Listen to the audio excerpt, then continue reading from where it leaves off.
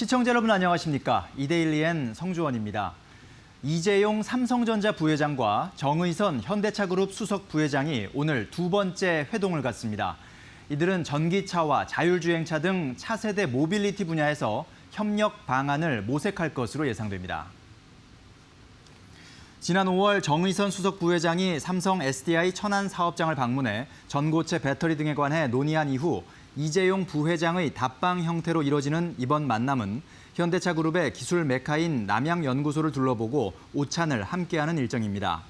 현대차가 테슬라와의 미래차 기술 경쟁에서 앞서가기 위해선 배터리를 포함해 첨단 부품 업체들과의 협력이 필요하고 삼성그룹은 반도체 중심 전장 부품을 4대 신성장 사업으로 정한 뒤 박차를 가하고 있는 상황에서 두 총수의 오늘 만남은 그동안 거래가 거의 없었던 양사 간의 협력 가능성을 타진하는 기회가 될 것으로 보입니다.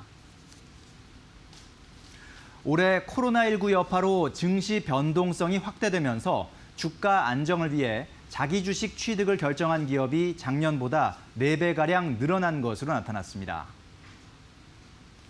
한국거래소에 따르면 올해 들어 지난 17일까지 자기 주식 취득 또는 자기 주식 취득을 위한 신탁 계약 체결 결정을 공시한 국내 코스피, 코스닥 상장사는 모두 552곳으로 금액으로는 4조 7,306억 원 규모입니다.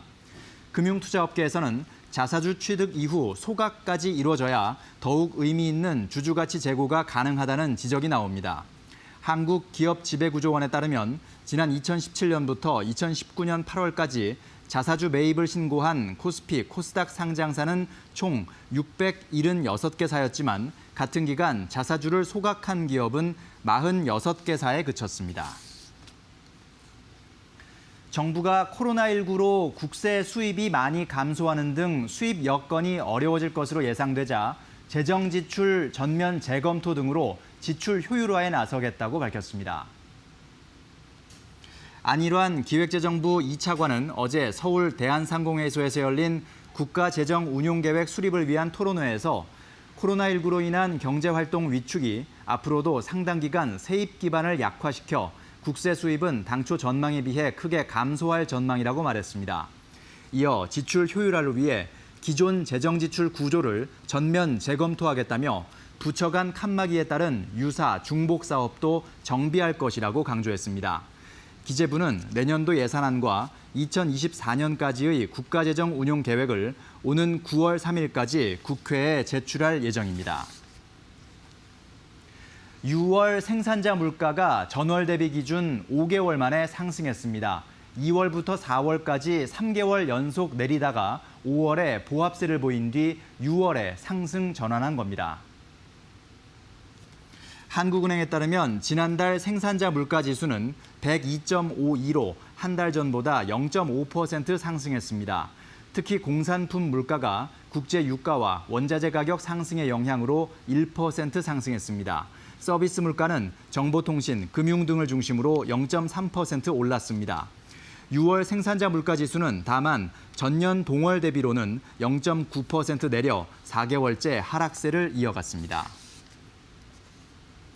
노태문 삼성전자 사장이 다음 달 5일 갤럭시 언팩 행사에서 내놓는 신제품으로 코로나19 이후 새로운 경험을 제시하겠다고 밝혔습니다. 노 사장은 삼성전자 뉴스룸에 올린 기고문에서 넥스트 노멀 시대를 맞아 모바일 기술의 중요성을 절실히 느낀다며 갤럭시 언팩에서 5가지 신제품으로 모바일 경험에 혁신을 제공하겠다는 비전에 한 발 더 다가가겠다고 말했습니다.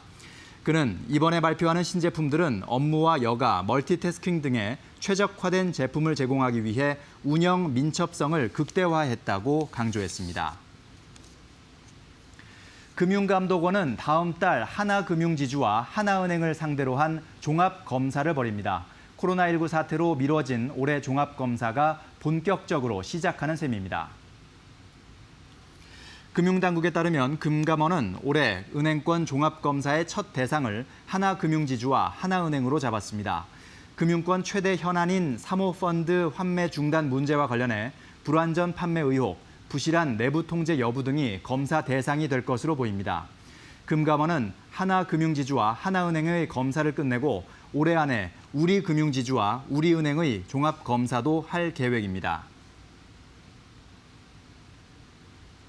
지금까지 이데일리엔 성주원이었습니다. 이어서 간추린 소식 전해드립니다.